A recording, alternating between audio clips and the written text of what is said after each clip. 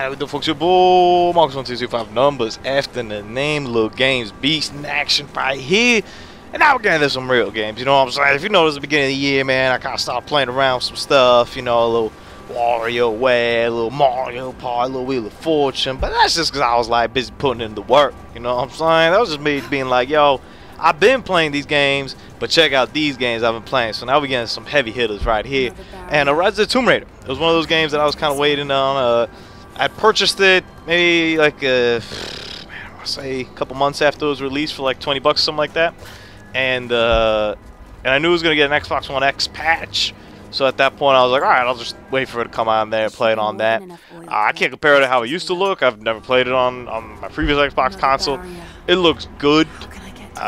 I wasn't necessarily jaw-dropped by what I saw, but it looks good. It plays very smooth, played very well. That part I thoroughly enjoyed. This over here that we're watching is just one of the early on like tombs in the game. Maybe I won't even say it's like halfway through the game, maybe, but maybe like a little bit right before halfway through the game. Man, it's just some random tomb over here. I'm not gonna lie, I prefer the first one. The first kind of like reboot that they had, a lot better than this one. I was a little bit disappointed by the game, man. I'd have to give it like an 8 out of 10. I really struggle and I really dislike these new age kind of open world, like quasi open world games. Like it's open world, but it's not like really open world. Like it's not GTA 5. You know, there's like a ton of stuff like going on like around you or anything like that. But it's, you know, it's like open world in like a confined area with just like random stuff to do in it. I'm not the biggest fan over here, man, and you know, the story was okay. It had moments, but I felt the story in the first one was a lot better. Gameplay wise, it was fine. I enjoyed that. I thought the gameplay played pretty smooth, played pretty Tomb Raider-ish. I wasn't too thrown about by that, but just the kind of level design, I just didn't really appreciate it. The individual tomb sections like this were probably my favorite, because it was a puzzle of like, hey, here's this going on over here, this going on over there, figure out how to get over here and figure out how to do that. That was cool. I think less is more when it comes to games like this, and overall I just kind of, and you're gonna even hear it a little bit when I do Wolfenstein 2, man, this kind of age we're living in now where single player games with, it almost seems like they're being forced to put an open world kind of in there. Wolfenstein 2 had this hub area, to me was atrocious, and you know, I'll talk about that a little more next week. But this had similar things, and there was just spots where I was like, do we really need all this here? Like what's this doing here? Like, do I need to do that here? Like, why couldn't we just make this a little more linear?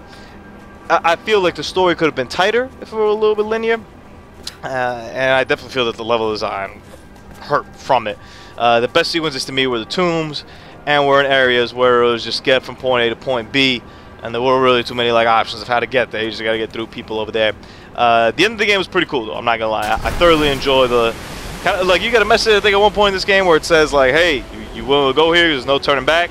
Everything from that point forward I enjoyed a lot, because it reminded me of how the previous Tomb Raider was. So I'm curious to see. I think they're probably gonna announce a new Tomb Raider this year. Shadows of the Tomb Raider, I think was like the rumored name of it. I'm curious to see what direction they kind of take it in. I'm curious to see if we're going to see any fallback or any pushback, either from developers or from players on this kind of quasi-open world and wherever you are right now in adventure games. And yeah, it's just, I don't know. You know, I have no issues with open world games. I don't necessarily 100% like them. I'm not down with them, but I respect them for what they are.